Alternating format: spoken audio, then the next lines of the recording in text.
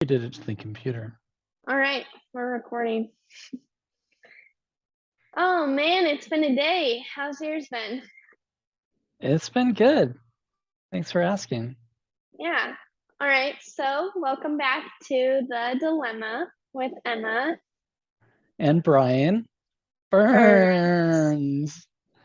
Burns. Um, so there's a few quotes I'm really enjoying right now, and one of them we're going to talk about, but I wanted to start off with this one. So it goes, if you think you are beaten, you are. If you think you dare not, you don't. If you like to win, but you think you can't, it is almost certain you won't. If you think you'll lose, you're lost, for out of the world we find success begins with the fellow's will, it's all in the state of mind. Life's battles don't always go to the stronger or faster man, but sooner or later, the man who thinks is the man who thinks he can. So I wanted to start off with I that like one just that. because I think it's a good reminder every single day. You think you're beat, you are. So don't let other people walk all over you, right? That's right. You have to be who you are and let them be themselves and don't let their actions affect how you feel about yourself. Yeah. Walk in that room and own it. That's right. Okay, so the next one that I really like is necessity is the mother of invention.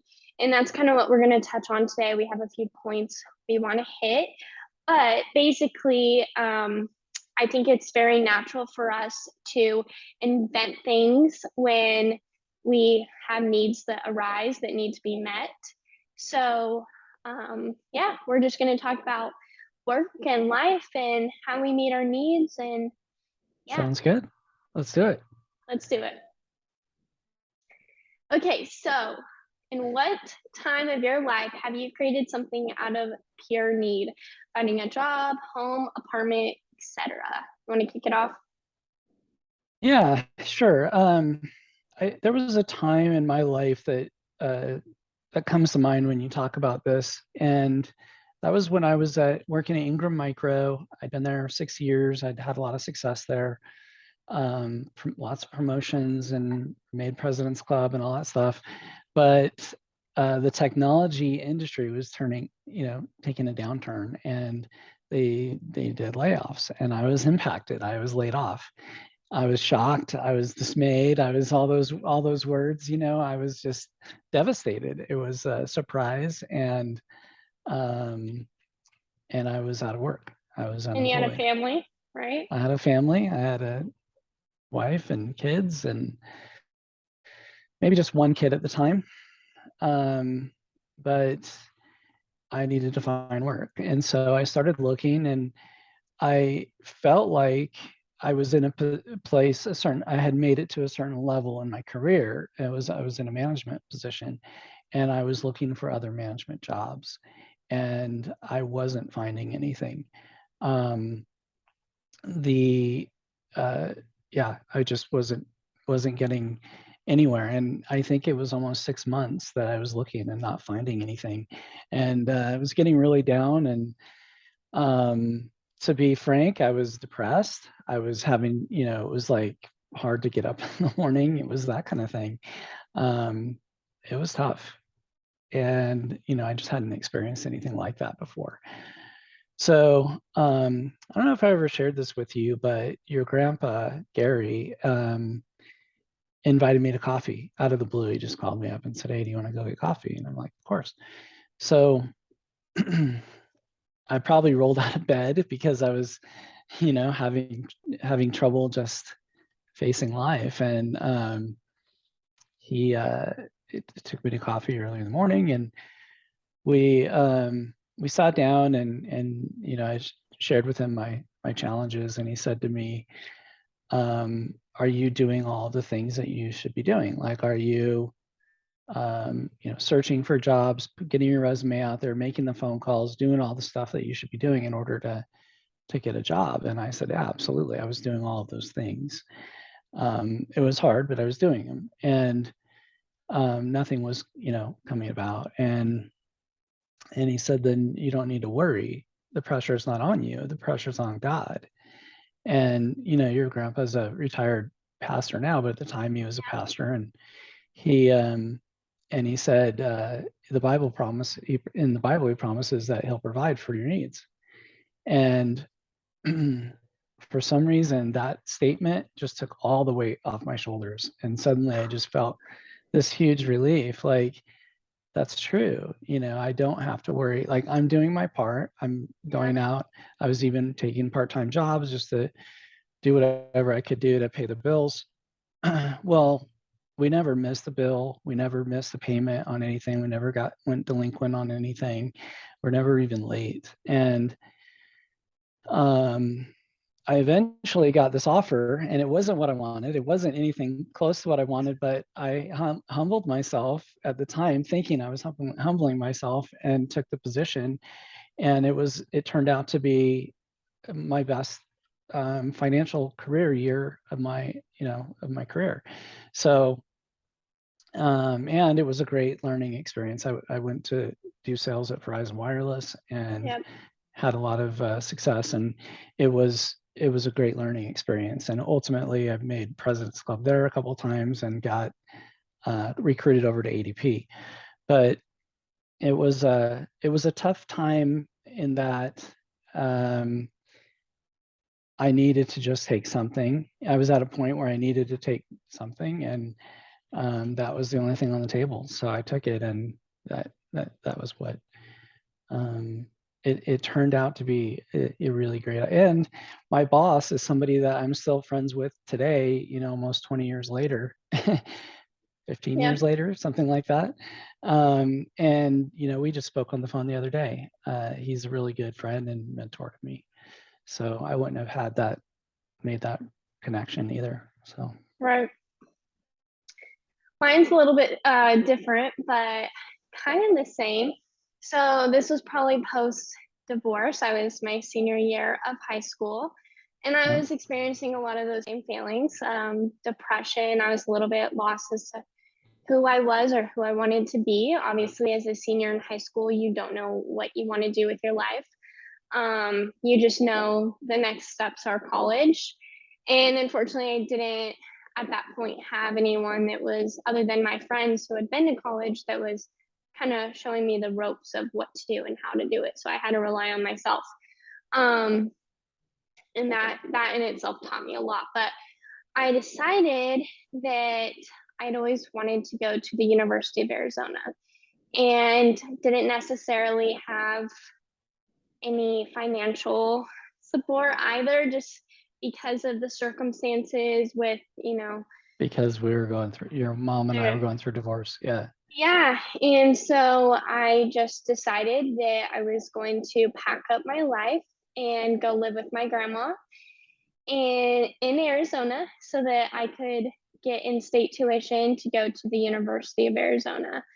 And it was really scary because I had never lived outside of your house or without my family. Out of state was a big decision, but ultimately it led me to getting in-state tuition for college. I was able to receive a lot of financial aid as well, and I applied to my two dream schools, which was ASU and U of A. Got into both, and ever since then, my life has been changed for the better because it's given me the motivation in myself, in my future, to know anything I set my mind to, I can accomplish and will accomplish. And yeah, it was one of those things where it was a need. I needed to go to college, and I just decided to put my energy into myself and pick myself up. And, I think it was like a really good lesson. And you've done a great job with that. I can only imagine how hard that was. And at the time, I didn't have the bandwidth to, you had to do what you had to do. And and I supported that, but and it all worked out. It helped in other ways too, because they always told me, like, your freshman year of college, you're going to get really homesick, and people have a hard time moving away from their family without change. And honestly, that had been the first time in my life I had truly experienced change, because I went to the same middle school, K through 8th grade. I only Mhm. went to high school, 4 years. That was different. That was my first change. Lived in my same family home for my whole life. So it Mhm. was really a big adjustment. But then the transition of going to college was super easy. The transition of coming out to Florida for this internship was super easy. Not super easy, but it was easier than it might have been if I hadn't done those Right. different things. So yeah, it So the really been necessity a of lot. having kind of being forced to do that or feeling like that's what you needed to do to get through I need was to go to helpful college and in for some like way. be able Yeah. to, yeah, provide a career for myself. I had to really think about myself and what I wanted for my future, and that is the first step. So it was that need of me, wanting to go to my dream school, but also needing to go to a school. So Yeah. yeah, I would, You know, being in California, it would have been more expensive because I wouldn't have gotten the financial aid I received since living with my grandparents. They became my sole beneficiary through court. right.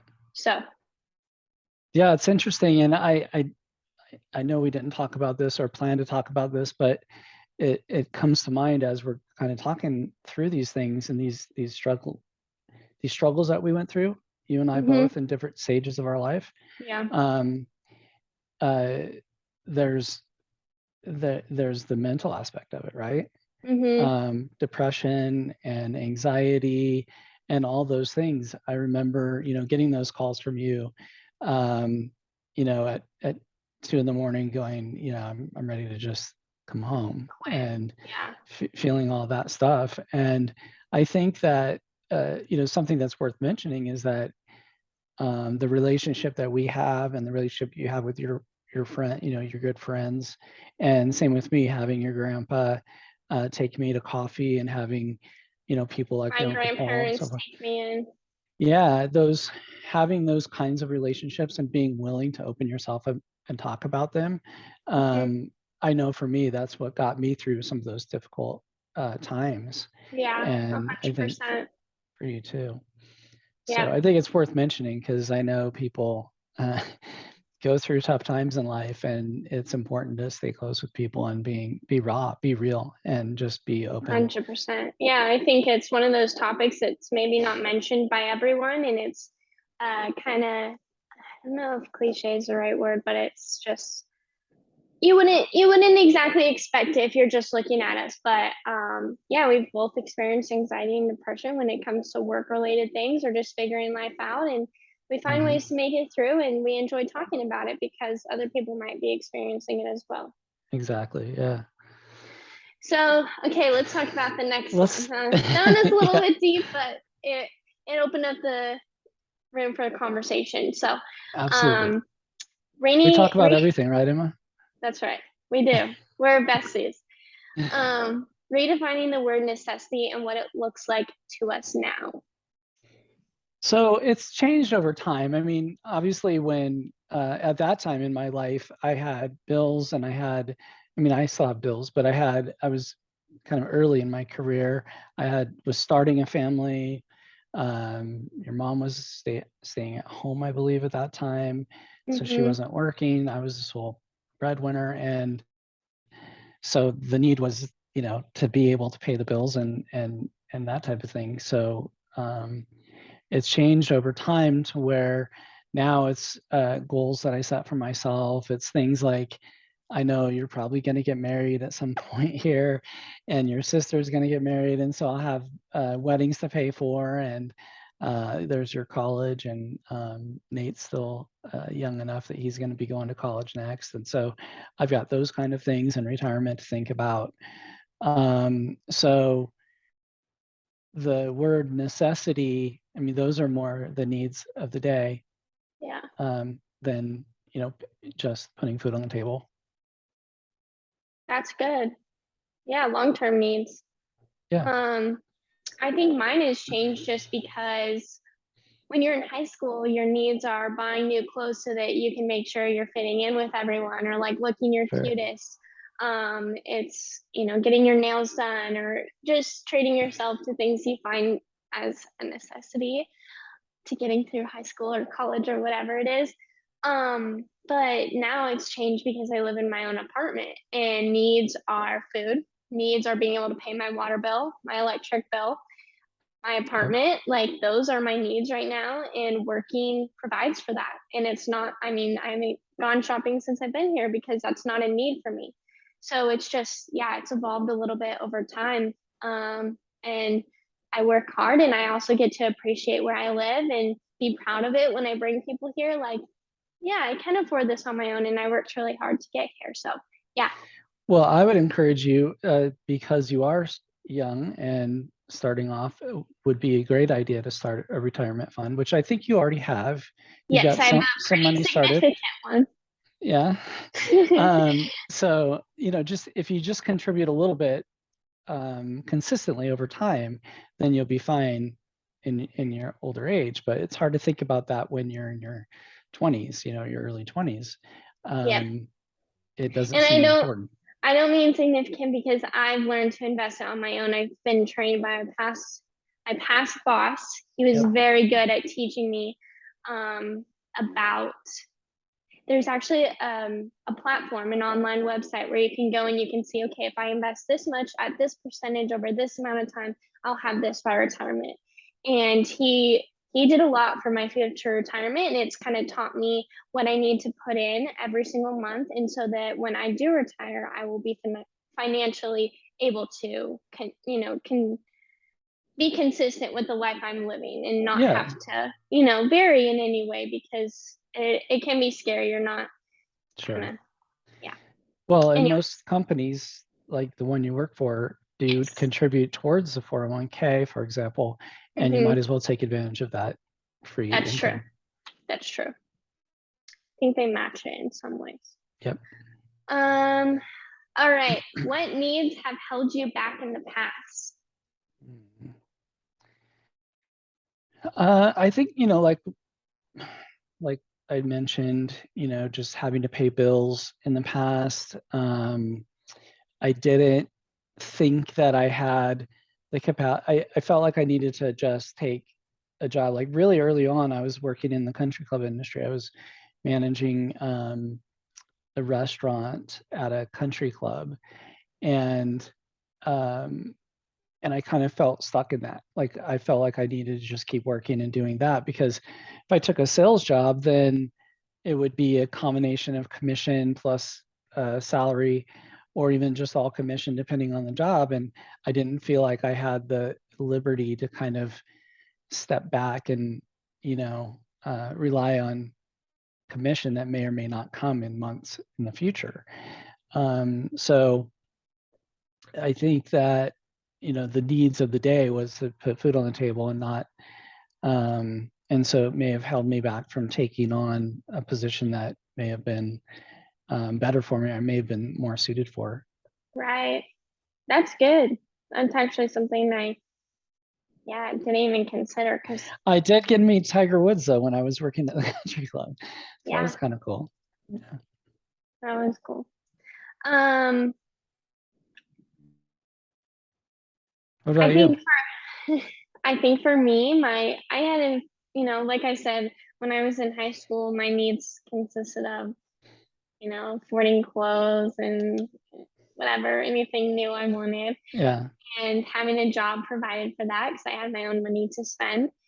But I also think that, you always sort of regret, like, why did I need to shop so much when I could have saved that money and, afforded to open up my own business. So, like, I think my needs, although at that time they were needs, now looking back, I'm like, I wish I would have saved that for a down payment on a house, or for a company that I want to start. And so it's good and bad. I traded myself in the moment and whatever, but I think, Well, for what it's worth, as your dad, I think you did a pretty good job of um, being responsible with your income when you were, even up until now.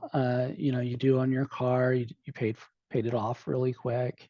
yeah. You've done a good job of paying for most of, your college. You don't have a lot of college debt. Mm-mm. And so that's really good for somebody your age to be almost finished with college, to be in a career path, and and not have a lot of debt. A lot Thank of you. yeah, a lot of kids have tons of debt at this age. Yeah, I think it's taught me an important lesson, just like I said, like living with my grandparents. I didn't, or even going to college and being like a broke college student, you Hmm. really value the meaning of a dollar, and it teaches you to respect your money, and it'll treat you good when you do that, like it Yep. you learn to work with it. Um, all right. Last one. What are your needs moving forward, whether in work relationship, job descriptions, etc.? And I think I want to elaborate on this a little bit. So, Okay. when you're looking for a job, I think there are certain requirements that you want that job to meet. It's kind of like when you're trying to find, say, your compatible partner, and you make a list of different things you hope that they meet, or like flags, I guess, like red flags or Yeah. green flags. So to match the compatibility. And sometimes when you are trying to meet a need, you might kind of be lenient when it comes to those certain requirements. So if you want to kind of go off that, but when have you ever experienced that? So I think what you're talking about is in career wise, right? Like when you're choosing Yes. a new job or a new career path or company that you want to work for. Hmm. I look at it from the perspective, I've been in the management role, so I've been on the other side of things where I'm interviewing people. And the thing I always interviewed for was what we called fit.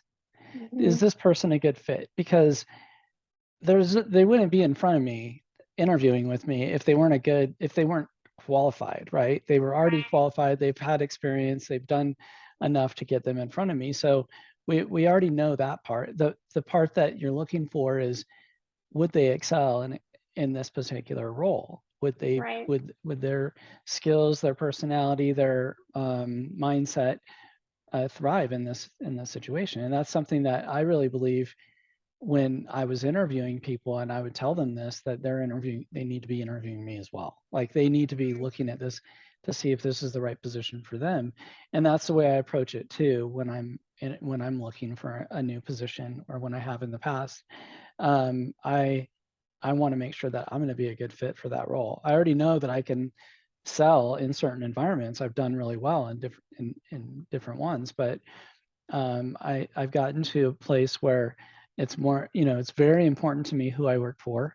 I want to work for somebody that that I trust and respect, and there's a mutual, and that's mutual.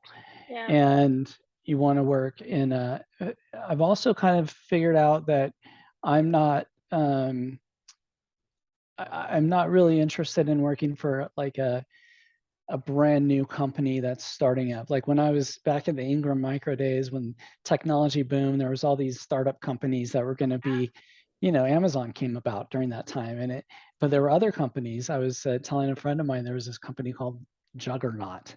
It's like another big name, like Amazon. They were going to be Juggernaut, and they had this big building. They had $500 million in investment funds, and that was a lot of money at the time. Hmm. And I met with them, and they had this building. It was so close to the ocean, you had to stand next to the window to see the sand. It was just ocean in front of you, and beautiful building. They brought in lunch for everybody all the time, and had snacks and all this fun stuff. They went out of business in like 3 months. They burned through all that money. um, so it's risky, is my point. If you go, Yeah. go to work for a company that's just starting up, and there's, some of it's a calculated risk, and it might be worthwhile. But for the most part, I think at this stage in my career, I prefer working for a company that's somewhat established, that has resources like, using Salesforce, for example, for the Hmm. customer database, and having, some sort of marketing available, and that type of thing is helpful. It makes the job a lot more doable. And so those are sort of the things that I look for. Yeah.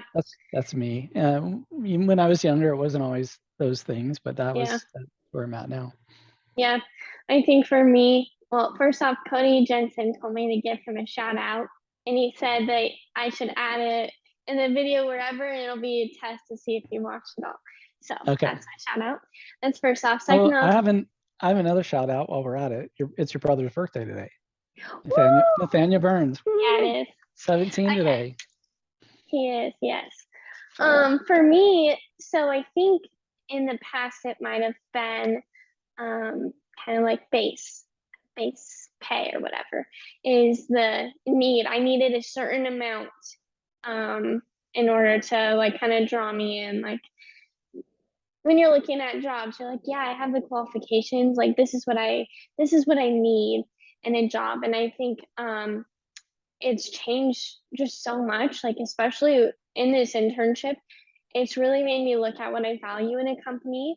And I even interviewed Liz Anderson about a week ago for my management course, and she kind of talked about what she sees as valuable in a job and like what really kept her at Ceridian. And a lot of that stemmed from just the management and the people you work with and the Yeah. values of the company. Some of ours being transparency, inclusion, um, caring about the employees Yeah. and the customers. That is all very important. And I think Work-life balance is a big one. 100%. Yeah. I think that outweighs everything I thought about a company because I don't care how much you're paid. If you work for a company that doesn't value you and doesn't treat you with respect, then there's no point in working for them because you're never going to be your best self there. If you don't have people around you that see your potential or, recognize that. And same with you should treat others how they treat or Yes. how you want to be treated. And Absolutely. I feel very, very grateful for the atmosphere I work in. And it means so much more giving a compliment to when you know that it's going to people that deserve it. And And so, appreciate it. Yeah. yeah, and it's fun. It's fun working in an atmosphere Yeah. where everyone's cheering each other on. It's not fun to be constantly kicked down. It's like in one of the scenes in movies where the coach is like constantly nagging on the players. Right. As soon as you get into coach that's, like let's work hard and let's be proud of our team. Once you get one of those coaches in Yeah. there, I mean, yeah, It's everyone's like your old coach Herman. He was excellent at that, right? He yeah, was an encourager. He knew how to correct you when you motivate needed too. it, but he would motivate you in a way that made you want to just go out there and work that much harder. Because you knew that you were working hard for the right people. Yep. Yep. Working for your teammates. Yeah. All right. Well, So yeah. How do you want to close this out today? well, with our little question. All right. So what is it? What is it today? So what is it that annoys me about you? What's the question of the day? No, name one quality you love and hate about me. Oh, one of each, one that I love and one that I hate. Yeah, just one. Okay. So the one that I love about you and this talk today actually kind of brought that out quite a bit is that I really do feel like I can talk to you about anything. You and I have this relationship. I kind of have that with your brother and your sister too, but especially after the divorce, we've just gotten to a point where we just talk about everything. We don't we don't have things that we don't share with each other. Transparency. We're very Yeah. transparent with each And other. I love that about you, that I can trust you with that, with my Mm-hmm. most private things. And the thing that I hate about you, I have to hate something about you. Yeah, just one thing. All right, is when we're on the phone and you just hang up on me. Like no God. word, no nothing. We're just talking and then all of a sudden you're gone. And later I'll get a text saying, sorry, someone was at the door or whatever it was. And it's like, I'm not used to that. And so that drives me crazy. Yeah, sometimes I get like so embarrassed. Like, say I'm like at work and I'm like, I don't really want, like, I feel weird just like talking to my dad on the phone. I'm like, hey, hang up. Sorry, I can't talk right now. Instead of just denying it at the start. But honestly, that kind of leads into one thing I hate about you, and Oh, that's being on your phone all the time. what? Because this man is a Facebook addict. He is. You take a What? picture with him, it is posted, it's liked like 10 minutes later. However, that then leads into the one thing I love about you, Okay. and that is that every single morning, every single day, without fail, I receive a Facebook memory of one of the coolest trips or things that we've done together, whether it's like riding on your motorcycle in Sturgis or freaking like skiing down the mountain in Salt Lake City or Park City, and just spending time together. And you're so good at that. You're so good at spending time with each of us. You always have been. As kids, we used to go on father-daughter dates, and now those have turned into like some really cool adventures and some great memories. So that's one thing I hate and one thing I love, all wrapped up. All right. Fair enough. Well, thank Good. you. Good session today, Emma. Great Enjoyed session it. today. Thank you for joining me, and I look forward to talking to you next week. Sounds good. Bye. Bye.